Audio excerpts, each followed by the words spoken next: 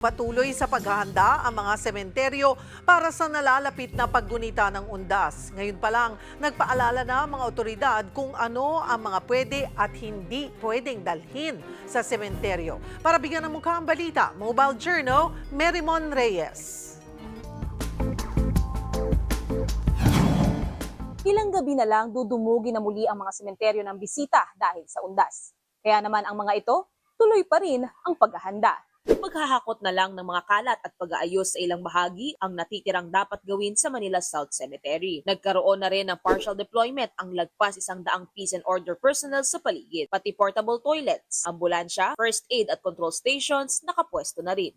Meron tayong paparating na e-bike para paghatid sundo. Libre po yun, no? Doon sa maghatid ng mga PWD, senior citizens natin at mga buntis. Meron din po tayong name tagging, yung mga bata.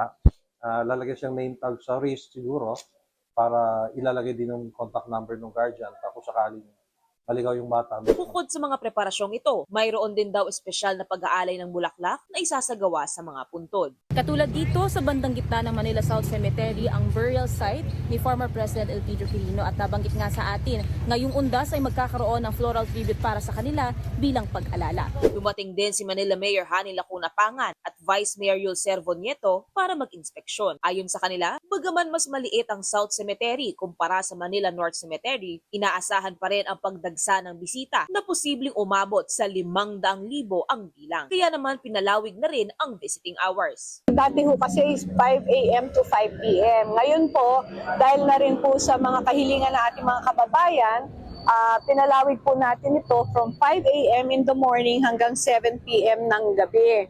Ito po ay bukas mula October 30 hanggang November 3. Tulad sa ibang pampublikong sementeryo, bawal pa rin ang pagbitbit ng lighter at sigarilyo, mga patalim na bagay, alak, mga hayop o fur babies. Bawal na rin ang pagpasok ng mga sasakyan o motorsiklo, gitara at malalakas na sound system. Magkakaroon ng 4 na linya sa South Cemetery upang mapabilis ang inspeksyon. Mayroong linya para sa kababaihan, kalalakihan, PWD, senior citizens, buntis at express lane para sa walang bitbitin. Pero paalala pa rin ng management office. Kung darating na undas, yung mga senior citizens natin, mga lola, kung gustong dumalaw po, agahan na lang po natin para hindi po tayo sumabay sa crowd. At sa ganun ay kung maaraw, hindi po masyadong mainit.